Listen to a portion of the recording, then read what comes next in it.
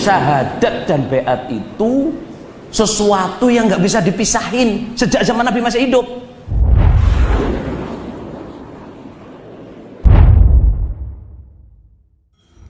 Sahabat Herilanas TV yang berbahagia di mana saja berada, berjumpa kembali di suasana yang baik ini untuk berbagi celoteh. Meskipun hanya celotehan, tetapi celotehan kita semoga mengandung hikmah dan kebaikan. Sahabat Herilanas TV, adapun celotehan kita kali ini kita akan membahas mengenai baiat. Apa itu baiat? Dan apakah benar baiat merupakan syarat sahnya seseorang yang ingin masuk Islam? Salah satu doktrin penyesatan yang dilakukan oleh para pemuka LDII kepada segenap pengikut setianya, yakni dengan mengatakan bahwa syarat seseorang untuk menjadi Islam adalah dengan berbaiat. Syahadat dan baiat itu sesuatu yang nggak bisa dipisahin sejak zaman Nabi masih hidup. Orang datang ke Nabi, nggak cukup syahadat. Harus dengan apa? Baiat.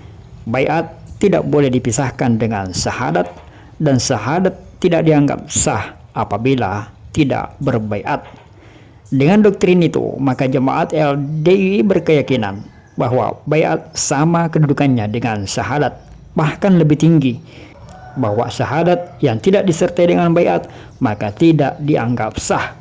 Belum dianggap Islam seseorang yang bersyahadat namun belum berbaiat kepada seorang imam. Syahadat dan baiat itu sesuatu yang nggak bisa dipisahin sejak zaman Nabi masih hidup.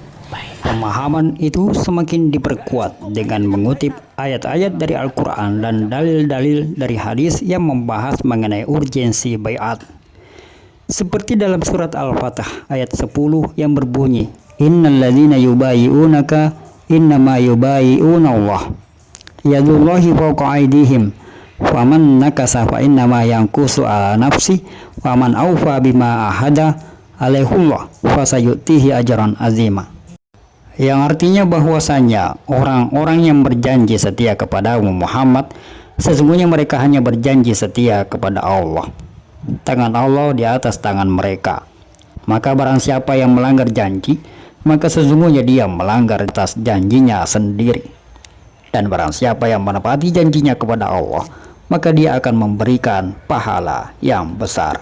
Dan masih banyak dalil-dalil tentang baiat yang dijadikan alasan pembenaran oleh para pembesar LDII untuk menanamkan pemahaman kepada seluruh jemaat LDII bahwa baiat itu sebagai syarat bagi seseorang untuk diakui sebagai orang Islam. Saudara ya, ini perhatikan betul, ini basic hukum kenapa kita harus berjamaah. Islam tidak akan bisa terwujud dilaksanakan tanpa adanya jamaah, tanpa adanya imam yang dibaiat dan ru'yah yang membaiat, tidak akan bisa. Seperti sebuah hadis yang menceritakan ketika Abdullah bin Umar mendatangi Abdullah bin Muti di zaman ketika kekejaman dilakukan terhadap penduduk Bani Nadihara pada zaman Yazid bin Muawiyah. Lalu berkatalah Abdullah bin Muti, berikanlah bantal kepada Abdullah bin Umar sebagai tempat duduk. Kemudian Abdullah bin Umar berkata, aku tidak datang untuk duduk denganmu, melainkan aku datang kepadamu untuk menceritakan sebuah hadis yang aku dengar dari Rasulullah. Aku mendengar Rasulullah bersabda, barang siapa melepas baiatnya dalam mentaati pemimpin, ia akan bertemu dengan Allah di hari kiamat dengan tanpa memiliki hujjah. Dan barang siapa meninggal dalam keadaan tiada baiat di pundaknya, maka matinya seperti mati jahiliyah. Hadis riwayat Muslim. Dengan menggunakan dalil-dalil itulah para pembesar LDII memperkuat pemahaman jemaatnya mengenai wajibnya setiap orang untuk berbaiat kepada seorang imam. Syahadat, ya. Syahadat itu syarat mutlak orang jadi Islam, harus membaca syahadat. Cuman nggak sekedar membaca syahadat. Syahadat itu harus diucapkan di depan imam Yang imam itu akan ngurusi kita sampai kita mati atau dia mati, ya toh? Yang akan ngurusi agama kita, memberi ilmu kita. Baru syahadat itu sah, dan itu adalah imam yang dibeat. Dengan dalil-dalil itu pula, kaum LDI menyatakan bahwa orang yang tidak berbaiat adalah kafir. Kata kafir dinisbatkan pada ungkapan jahiliyah. Jadi kita nggak akan bisa Islam kalau nggak punya imam. Karena apa? Kita nggak akan bisa mengucapkan syahadat. Sebab mengucapkan syahadat yang sah itu harus di depan imam yang dibaiat. Kaum LDI berkeyakinan bahwa sekalipun seseorang itu beriman kepada Allah dan telah bersyahadat serta memeluk Islam, tetapi ia tidak berbaiat kepada seorang imam, maka dia tetap kafir yang sewaktu-waktu bila mati, maka mati dalam keadaan kafir dan wajib masuk neraka. Maka seseorang muslim wajib untuk mengucapkan baiat di depan imam untuk mengesahkan keislamannya. Kita nggak akan bisa Islam kalau nggak punya imam. Karena apa? Kita nggak akan bisa mengucapkan syahadat. Sebab mengucapkan syahadat yang sah itu harus di depan imam yang dibaiat. Demikianlah jemaat LDI memahami tentang baiat, dan yang tidak berbaiat kepada imamnya disebut jahiliyah.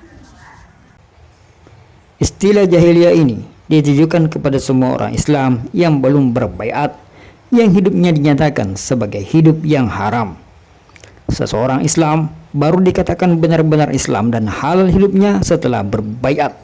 Baru syahadat itu sah, dan itu adalah imam yang dibaiat. Kita nggak akan bisa Islam kalau nggak punya imam. Saya manggul dari Pak Dohir, imam kita yang kedua. Gini, setelah beberapa tahun kemudian Allah memerintahkan orang harus sholat. Yang dikerjakan oleh para sahabat adalah baiat sholat. Ada di Bukhari. Baiat mengerjakan apa? Sholat. Terus ada perintah puasa, semua baiat apa? Puasa. Ada perintah zakat, semua baiat untuk zakat. Ada larangan berzina, semua baiat untuk tidak berzina. Yang paling top adalah ada perintah perang, semua baiat perang. Yang paling top, puncak itu. Jadi semua perintah Islam itu dulu asalnya syahadat dulu terus baiat. Tapi ini dengarkan ini saudara ya, Nabi masih hidup setelah di Madinah. Orang mau Islam, mau ngaku Islam ke Nabi, tidak cukup mengucapkan syahadat lagi. Mereka datang ke Nabi untuk baiat. Di dalam baiat ada syahadat. Sehingga baiat dan syahadat itu dua hal yang tidak bisa dipisah. Bahkan seorang yang Islam sejak lahir, hidup dalam keadaan muslim, baru dikatakan Islam ketika dia telah berbaiat kepada imam LDI, dan ketika itu dia dianggap sebagai mu'alaf yang berhak menerima bagian zakat. Sekarang mari kita lihat apakah benar baiat merupakan syarat sah seseorang untuk dinyatakan sebagai muslim, dan apakah benar seseorang belum dikatakan muslim apabila belum berbaiat. Dalam bahasa Arab, kata baiat berasal dari isim masdar ba'a yabi'u baiat, yang asal katanya sama dengan bai yang artinya transaksi. Dalam lisan orang Arab, kata baiat dimaknai sebagai kesepakatan atas sebuah perjanjian. Baik, apa sih baiat itu? Baiat itu adalah berjanji kita ini. Ada sebuah perjanjian antara kita. Ini sudah ada perjanjian. Anda belajar, saya berjanji mengajar setiap Sabtu, ini adalah sudah baiat begini. Beri Anda itu wajar. Kalau masalah sambung, tidak usah bahasa baiat. Kalau sambung, insya Allah sudah sambung. Yang menjadikan sambung kan hati Anda. Hati Anda sambung. Sudah cukup itu. Nggak perlu pakai baiat di sini, nggak ada. Itu sudah berbaiat kita ini. Dalam pengertian lain, baiat secara bahasa berasal dari kata baya yang berarti menjual, yang kemudian berkembang menjadi kata baiat yang bermakna perjanjian yang dalam praktik pelaksanaannya selalu melibatkan dua pihak yang bersepakat secara sukarela. Baiat dalam Islam ada. Hadis-hadis tentang baiat banyak. Tetapi kapan dan kepada siapa? Kalau boleh diterapkan kapan waktu dan kepada siapa saja, ini yang bid'ah. Kalau boleh diterapkan kapan waktu saja, kepada siapa saja, maka akan banyaklah orang-orang yang dibaiat seperti yang kita saksikan. Kelompok ini punya imam yang dibaiat, kelompok ini punya imam yang dibaiat, kelompok ini punya imam yang dibaiat, dan begitulah seterusnya.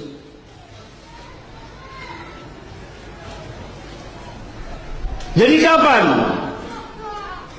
Ketika telah tegak Al-Imamul A'zam dan kepada imam yang besar itu khalifah, baiat. Dari sini kita dapat melihat bahwa memang dalam Islam membahas mengenai baiat, tetapi baiat diberikan hanya kepada orang-orang yang tertentu dan di waktu yang tertentu untuk tujuan tertentu, dan bukan sebagai pengesah keislaman, bukan termasuk rukun Islam, dan bukan pula pembatal Islam ketika tidak dilakukan.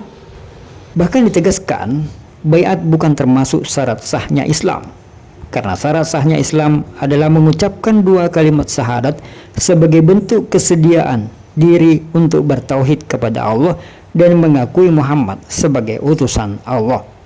Selanjutnya, mempercayai dan menerima ajaran Islam secara utuh serta melaksanakannya secara murni dan konsekuen. Di dalam rukun Islam pun, baiat tidak termasuk ke dalam 5 rukun Islam. Yang ada hanya membaca syahadat, menegakkan sholat 5 waktu, menunaikan zakat, berpuasa di bulan Ramadan, dan melaksanakan haji ke Baitullah bagi yang mampu. Pemahaman kaum LDII mengenai dalil-dalil tentang baiat sangat melenceng dari pemahaman para ulama. Akibat pemahaman yang melenceng ini, dengan mensejajarkan antara baiat dan syahadat, sehingga menyebabkan rusaknya makna dan kedudukan syahadat, yang aslinya syahadat merupakan penentu Islamnya seseorang, berubah makna menjadi pelengkap baiat. Syahadat bahkan dianggap sebagai bentuk pengikat janji kesetiaan dari seseorang kepada pemimpin. Karena jemaat LDI berpandangan syahadat dan baiat harus diucapkan di depan seorang imam. Islam, kalau nggak baiat ke dia, tidak sah imamnya, masuk neraka. Coba. Ini adalah penyimpangan makna yang kita pahami sekarang. Imam kita adalah pemimpin, kita adalah rois. Ya, pemerintah itu, presiden, ya, pemimpin kita yang kita taati, dan dia mengatur perkara orang Islam. Kita haji. Semoga kita terjaga dari pengerusakan akidah yang dilakukan oleh kelompok-kelompok yang mengejar materi dunia dengan menggadaikan akidahnya. Na'udzubillahi min zalik, summa na'udzubillahi min zalik.